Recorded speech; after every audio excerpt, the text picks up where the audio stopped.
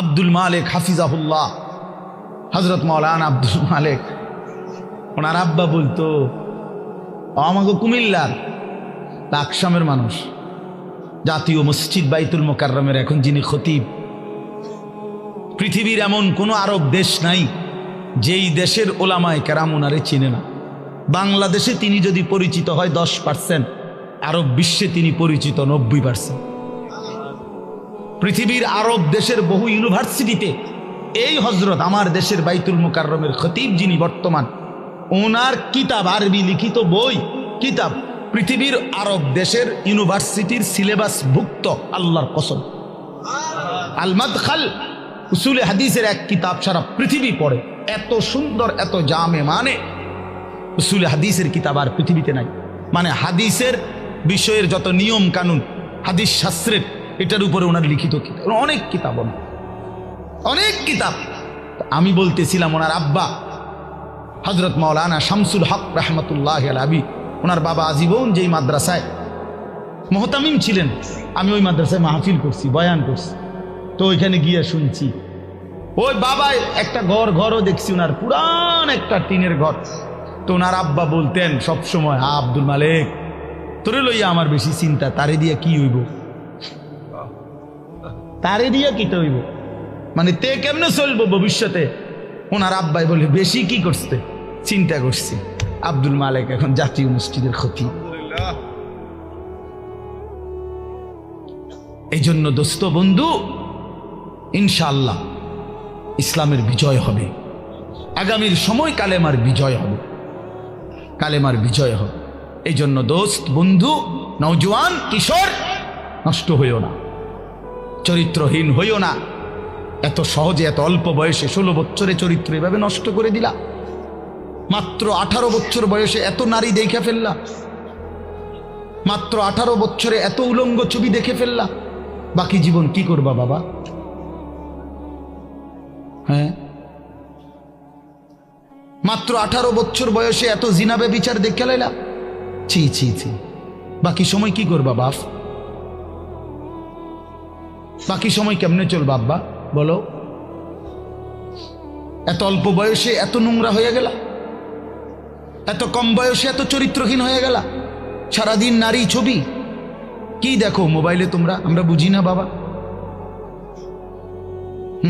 কতবার চুলের ডিজাইন বদলাইলা বাপ, কারে দেখাইতা? কয়জন বেডি তোমার বাইতে আইছে? তুমি যে এতবার ডিজাইন বদলাইলা, কেডা আইছে তোমার সেহুনি?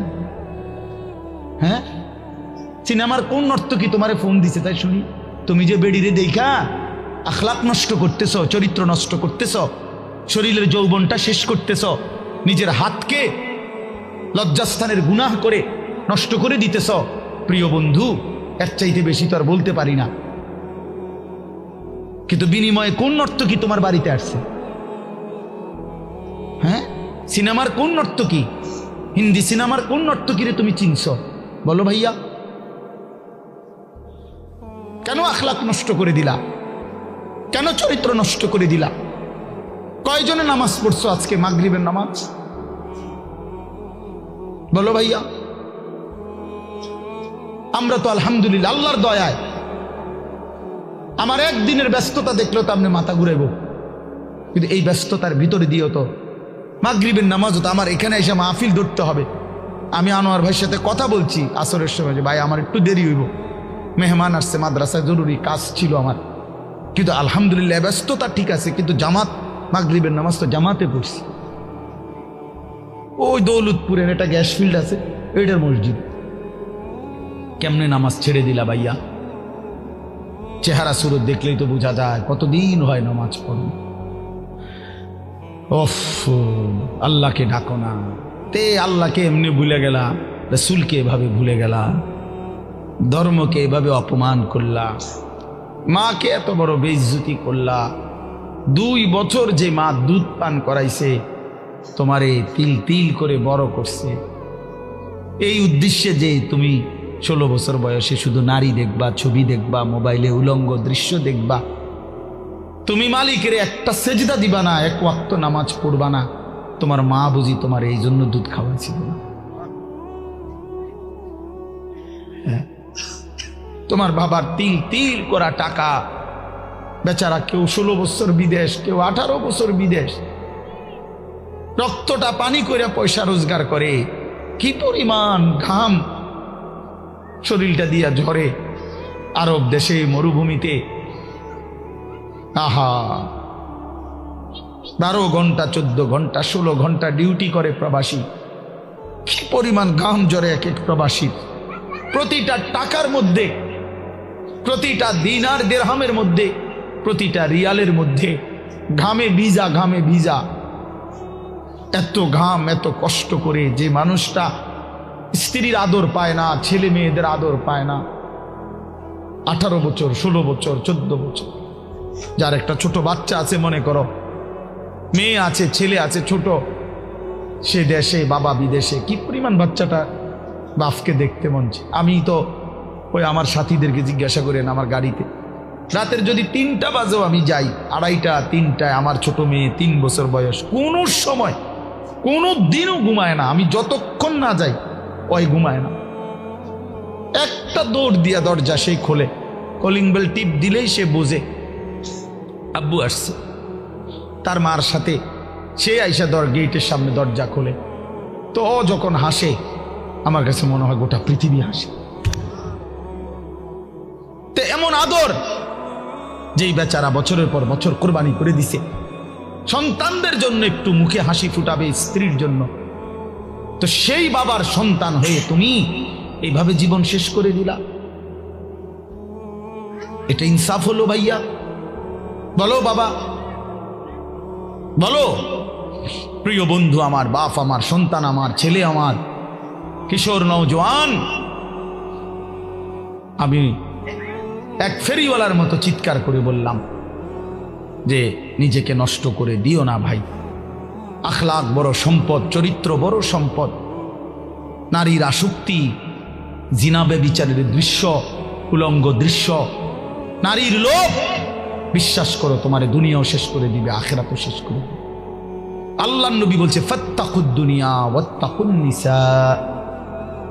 আল্লাহর নবী বলছে উম্মত, দুনিয়ার ধোঁকা থেকে বেঁচে থাকো, নারীর ধোঁকা থেকে বেঁচে থাকো।